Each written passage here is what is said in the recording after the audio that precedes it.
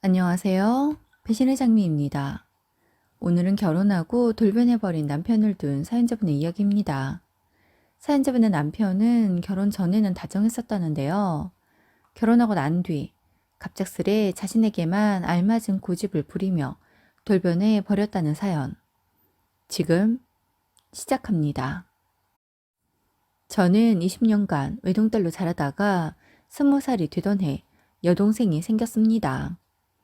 저희 부모님께선 항상 둘째를 기다리셨는데 부모님의 마음과 달리 둘째는 쉽게 찾아오지 않았고 그렇게 저 하나만 보고 키우시다 부모님 연세 45살에 동생이 찾아온 거였지요. 엄마는 노산이었기에 임신 기간 내내 조심을 하셨고 너무 다행히도 자연분만으로 동생을 낳으셨습니다. 동생은 너무 예뻤어요. 정말 신기하게도 제 어렸을 때 사진과 비교해보면 똑같더라고요. 동생은 너무 사랑스러웠습니다. 동생이 태어난 순간부터 엄마를 도와 함께 키웠습니다. 동생이 조금 자라고 나서는 놀이동산, 수족관, 동물원 모두 다 데리고 다니며 동생 또래 애기 엄마들의 정보에 엄마가 뒤지지 않게 동생을 키울 수 있도록 저도 열심히 함께 했어요. 제 월급의 10%는 엄마에게 동생에 관한 비용으로 사용하라고 드렸습니다. 그게 나이 차이 많이 나는 언니로서 해줄 수 있는 것이었어요. 저는 35살에 결혼을 했습니다. 남편은 아들 둘의 장남이었어요. 저희는 7년 연애를 했고 남편은 연애 때부터 제 동생을 귀여워해 주었었습니다. 동생이 방학 되면 방학 숙제로 박물관 등에 가야 했고 그럴 때면 남자친구가 늘 함께 해 주어서 저희는 셋이 관람을 다니곤 했었지요. 그런 점들에 대해 참 고맙게 생각하고 있답니다. 저희는 둘 다 딩크를 지향했기에 아이를 낳지 않고 둘이 여유롭게 살았습니다. 처음엔 전세로 시작했지만 아무래도 각자 생활비와 꼭 필요한 지출만 하다 보니 그 외의 돈은 모아두었고 전세 재계약 대신 자가로 집을 사 이사를 했습니다. 저도 남편도 전문직이다 보니 가능했던 상황들이었지요. 결혼하고 5년째 되던 해 동생이 대학 입시에 쓴맛을 보았습니다.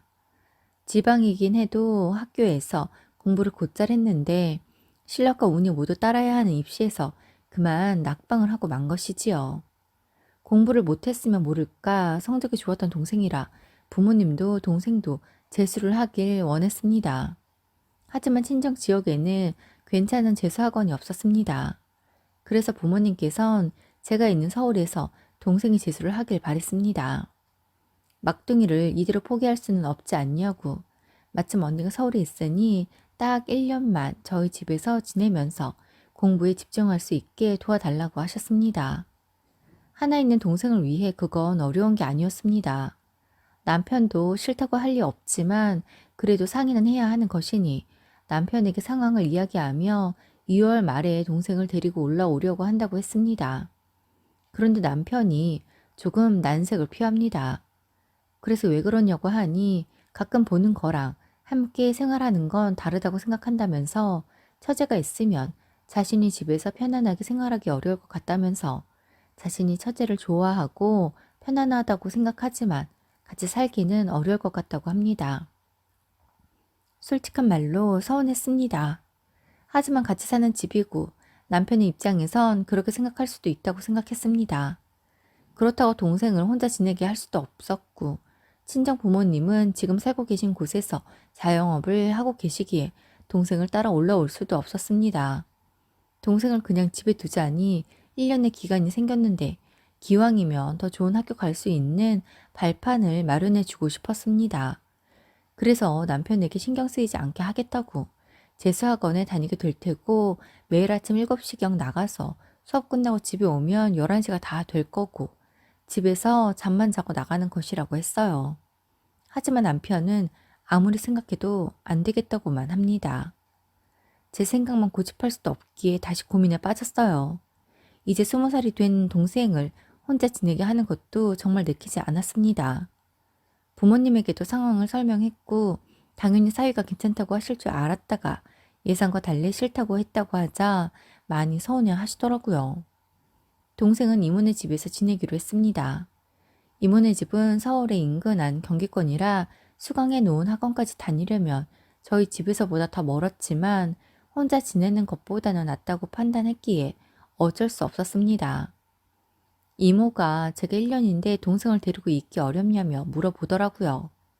왜 안 그렇겠어요? 40이 된 언니가 서울에 사는데 굳이 이모네서 학원을 다니니 말이에요. 동생의 입장에서도 아무리 이모네지만 이모 식구들의 눈치가 보일 것 같아 주말이면 저희 집으로 놀러 오라고 했습니다. 동생은 속옷 빨래 등은 저희 집으로 가지고 왔습니다. 이모부도 계시다 보니 속옷 빨래는 못 내놓겠더래요. 그래서 항상 제게 가지고 와서 속옷을 빨아가고 먹고 싶었던 음식을 이야기하면 저와 만들어 먹거나 시켜서 먹었습니다.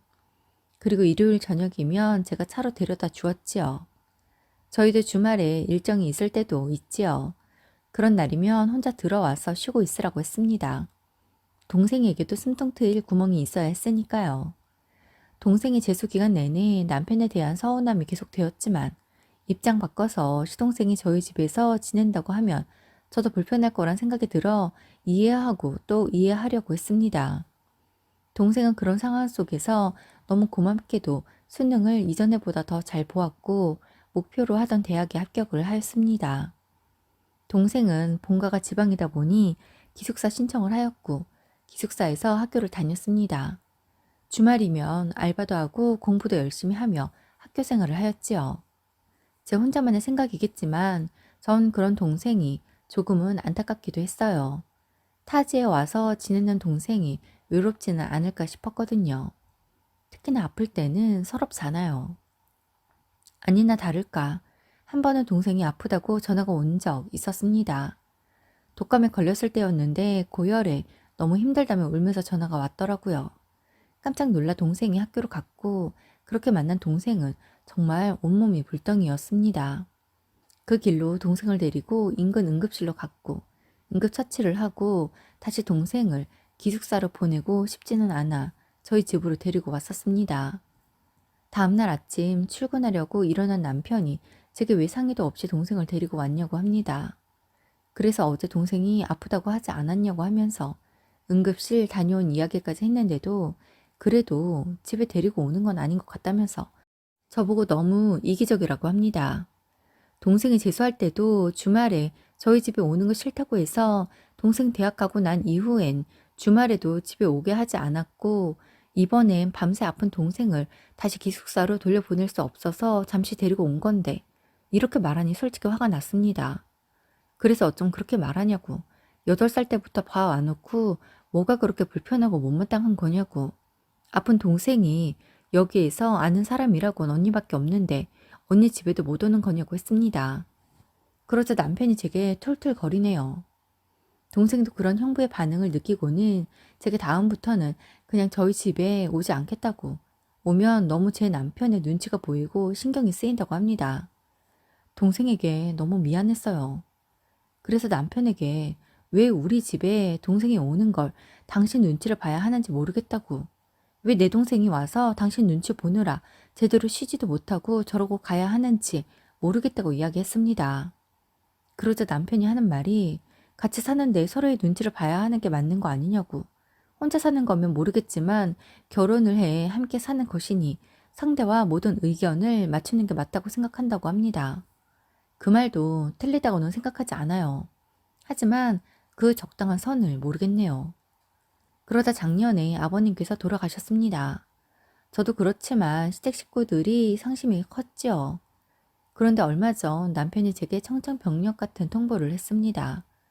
어머니를 모시고 살게 될 거라고 합니다. 그래서 그게 갑자기 무슨 말이냐고 하니 어머니께서 외롭고 적적해서 우울증에 걸릴 것 같다며 울면서 전화를 하셨더래요. 아버님이 떠나가시고 어머니께서 속상하실까 저희와 동서네가 번갈아가며 매주 찾아뵈었지만 어머니께서는 외로우셨나 봅니다. 그러면서 어머님이 저희와 함께 살고 싶다고 했다고 해요. 동서네는 애들 키우며 살기도 힘드니 동서네와 합가하면 애들 보는 부모밖에 안 될 것 같다며 애들도 없고 큰 집에서 사는 저희와 함께 살고 싶다고 하셨다고 합니다. 그래서 그런 중요한 문제는 저와 상의해야 하는 거 아니냐고 했더니 이건 어머니와 관련된 문제인 만큼 상의를 하고 말고가 아니라 그냥 무조건 모시고 살아야 한다고 합니다. 그래서 그러면 동서애와 번갈아 가며 모시게 되는 거냐고 물으니 야, 엄마가 우리 눈치 보고 사냐? 그냥 우리 집에서 쭉 같이 살면 되지. 왜 이 집 저 집 다니면서 사셔? 내가 큰아들이잖아. 우리 엄마는 그냥 내가 앞으로도 계속 모실 거야. 남편의 일방적인 통보에 저도 화가 나. 당신 왜 일관성이 없어? 언제는 같이 사는 집이라도 뭐든지 다 상의해야 한다면서. 내 동생은 아파서 하루 와 있는 것도 난리를 치더니 어머니를 모시고 산다고? 그것도 일방적으로? 당신 정신이 어떻게 된 거 아니지? 이건 경우가 달라. 우리 엄마 문제라고.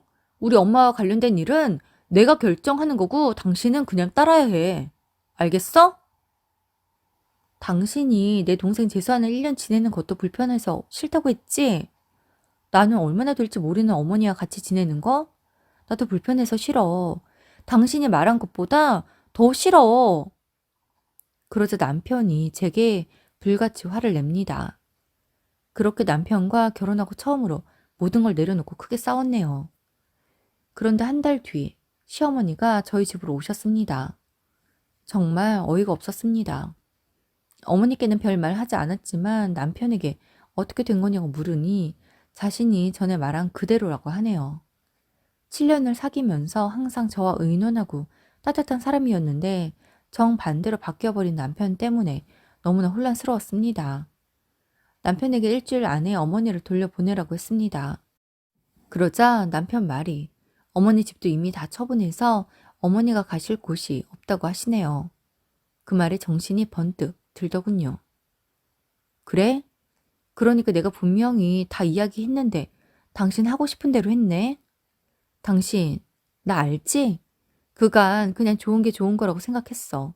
그런데 말이야, 당신이 내 동생 재수할 때 딱 그 1년만 나와 내 동생 사정 봐줬으면 내가 지금 이러지 않을 거야.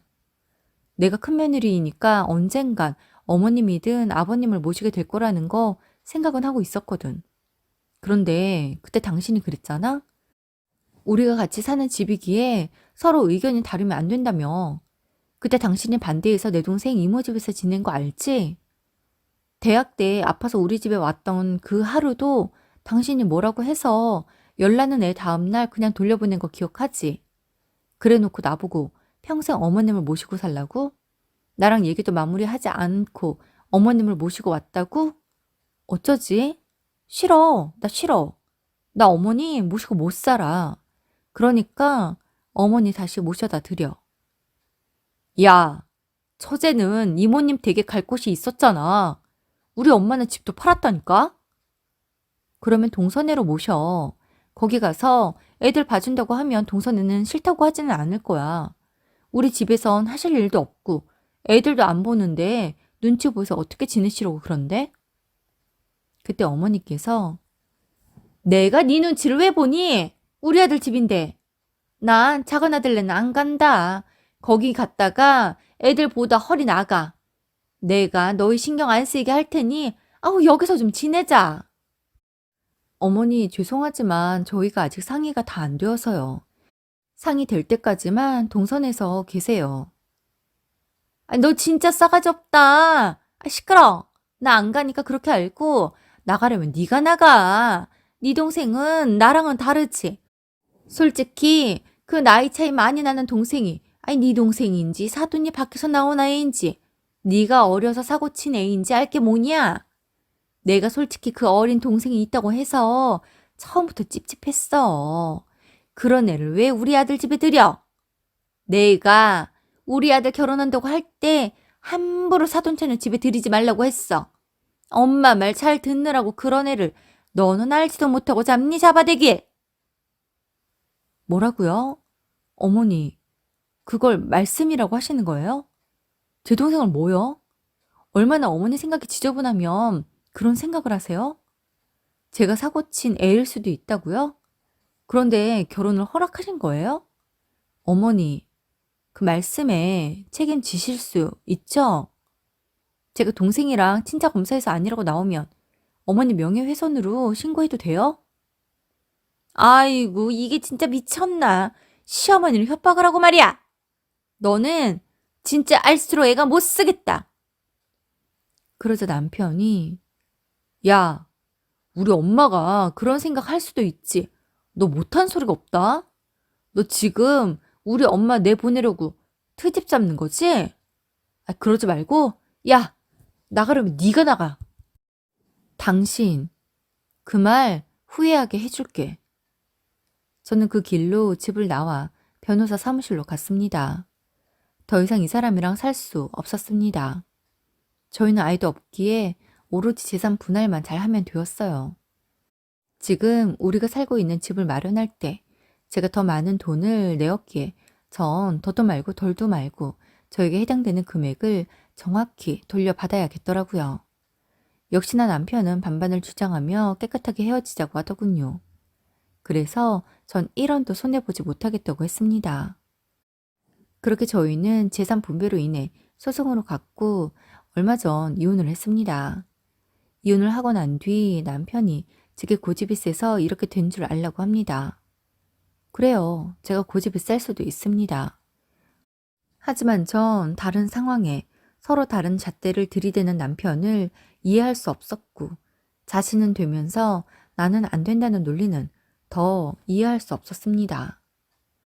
소중한 내 동생은 하루도 머물 수 없는 우리 집에서 시어머니는 상의도 없이 평생 함께 살고자 강요하는 걸 거부한 제가 잘못한 걸까요? 물론 저희 둘 다 서로를 조금만 더 이해를 했다면 좋았겠지요.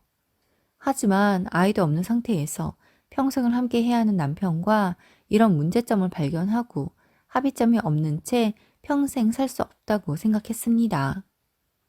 이혼을 하고 나니 처음부터 저는 결혼이랑은 어울리지 않는 사람이었다는 생각도 들었습니다. 앞으로 제게 대략 살아온 날만큼의 인생이 주어지겠지요. 그 남은 인생 살아봐야 알겠지만 후회하지 않을 수 있도록 신중하고 저와 우리 가족을 위해서 살아가려고 합니다. 오늘도 함께 해주셔서 감사합니다. 지금까지 배신의 장미였습니다.